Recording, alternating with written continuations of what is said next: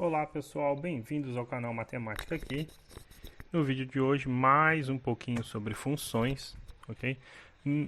Na última aula nós falamos um pouquinho sobre funções injetivas, ok? Se você não viu ou se tiver alguma dúvida, clica aqui no videozinho que está aparecendo agora aqui para você no canal, para você poder recordar um pouquinho sobre o que são funções injetivas e em geral sobre esses conceitos de funções e exemplos que a gente também já falou em outros vídeos do nosso canal, ok? Vou pedir para você se inscrever, deixar o seu joinha, ativar o sininho para que quando tiver novos vídeos você poder estar acessando e aprendendo um pouquinho mais sobre matemática e ajudando a divulgar o nosso canal para poder chegar mais e mais pessoas que têm interesse em aprender matemática, ok? Nossa aula de hoje é um pouquinho sobre funções sobrejetivas ou sobrejetoras e funções bijetivas ou bijetoras. Vamos ao que interessa. O que é uma função, então, sobrejetiva? A gente diz que uma função f de a em b é sobrejetora ou sobrejetiva, dependendo do livro que você estiver vendo, se a imagem dessa função coincidir com o contradomínio. Okay? Então, se você tem alguma duvidazinha sobre o conjunto imagem ou sobre o contradomínio da função, clica no videozinho que a gente está disponibilizando bem aqui assim para você, que você vai poder recordar. Isso significa dizer que cada elemento do nosso contradomínio, ou seja, cada elemento de B, é imagem de algum elemento do nosso domínio, nosso conjuntinho A. Okay? Então, exemplos de funções que são sobrejetoras, ou não. Por exemplo, esta função dos naturais, no 2n, recordando, é o conjunto que é formado pelos pares 2, 4, 6, 8, 10 e assim sucessivamente. Onde para cada n você calcula, então f de n é 2n, esta função é sobrejetora. De fato é o seguinte, imagina que eu peguei b, um número par aqui dentro, então ele é duas vezes alguém, certo? Metade dele é um número natural, pensa, metade de 2 é 1, metade de 4 é 2, metade de 6 é 3, ou seja, está aqui dentro. Então, b sobre 2 é um elemento natural, e f de b sobre 2, por definição, é quem? Duas vezes b sobre 2, é o próprio b. Ou seja, a gente encontrou um elemento que está aqui, tal que f dele dá gente de cá. E não fica ninguém sem acontecer isso. Então, essa função é uma função que a gente diz que é sobrejetora. Ok? Então, é isso que eu falei aqui. Para todo b em 2n, existe um azinho lá em n. Quem que é esse a? A gente exemplificou quem é, né? É b sobre 2. E f de a dá b. Então, portanto, essa função é sobrejetora. Essa função, assim como ficou no vídeo sobre funções injetivas, fica aqui para vocês tentarem justificar por que esta função f de x igual a 3x mais 1 de r em r, ela é sobrejetora, ok? Pensa um pouquinho, vocês vão ver que não é difícil. Se tiver alguma dúvida, pode deixar algum comentário aqui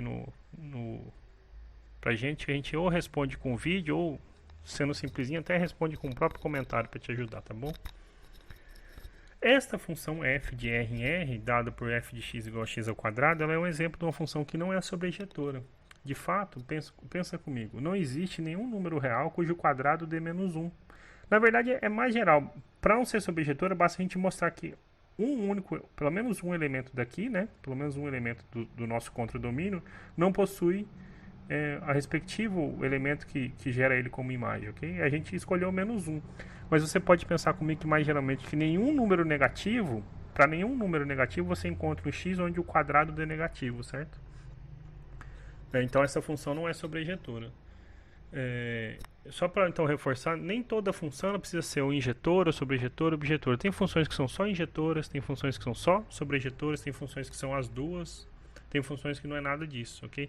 Então, por exemplo, essa é uma função que não é injetora, pelo que a gente viu nos vídeos anteriores, e ela também não é sobrejetora, ok? Essa função aqui já tem a propriedade de ser injetora e sobrejetora.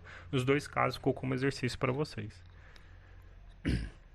Ok? Então, o que a gente está falando assim, menos 1, né, voltando à nossa função aqui, não é imagem de nenhum elemento pela função f de x igual a x ao quadrado. Okay? O que é uma função bijetiva ou bijetora? A gente diz que uma função é bijetiva ou bijetora se ela for injetora e sobrejetora ao mesmo tempo. Dito de outra maneira, significa o seguinte: para cada elemento do nosso contradomínio, existe um único elemento do nosso domínio, tal que f de x desse y, ok? Então, não fica ninguém de B sem ter imagem, e essa imagem é única. Então, essa é uma condição para ser sobrejetora. Exemplo de funções, perdão, para ser bijetora. Exemplo de funções bijetoras. Nós vimos nos vídeos anteriores, no vídeo anterior, que essa função é injetora e sobrejetora. A gente acabou de apresentar no exemplo anterior. Então, sendo injetora e sobrejetora, ela é bijetora.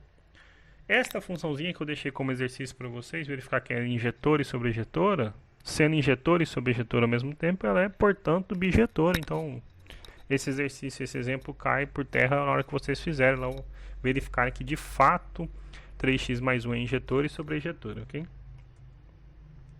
Esta função f de x, dado pelo módulo de x de r em r+, o que é esse r+?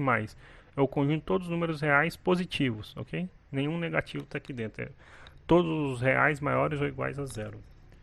Essa função é sobrejetora. Por que ela é sobrejetora? Dado qualquer número real positivo y, esse número também é um número real, ok? Então a imagem dele pela f é ele mesmo, f de y é modo de y, sendo y positivo, é o próprio yzinho. Entretanto, essa função não é injetora. Por exemplo, f de 1, 1 é um número real, certo? O módulo de 1 é 1. E o módulo de menos 1 também é menos 1. 1 e menos 1 são elementos distintos, mas têm a mesma imagem. Então, essa função não é injetora. Não sendo injetora, não pode ser bijetora, ok? Então, concluímos esse exemplo. Vou encerrando esse vídeo aqui, deixando um exercício para vocês pensarem um pouquinho, um desafio, que é o seguinte. Sejam A e B dois conjuntos finitos. Mostre que existe uma bijeção. O que é uma bijeção f entre A e B? Ou seja, existe uma função f de A em B que é bijetora, ok? Ou que é bijetiva. Se e somente se, esse símbolo significa a cardinalidade, como a gente está em conjuntos finitos, significa a ordem, ou seja, a quantidade de elementos, ok? Então, lendo de maneira mais precisa para vocês, é o seguinte. Mostre que existe uma bijeção f entre A e B, se e somente se a ordem de A foi igual à ordem de B, ok? Eu vou encerrando por aqui, vou pedindo para vocês o seguinte, se vocês gostaram do vídeo, dê o seu joinha, compartilhe, se inscreva no canal, vamos fazer a matemática chegar a mais e mais pessoas. Eu agradeço a vocês e muito obrigado e até a próxima, valeu!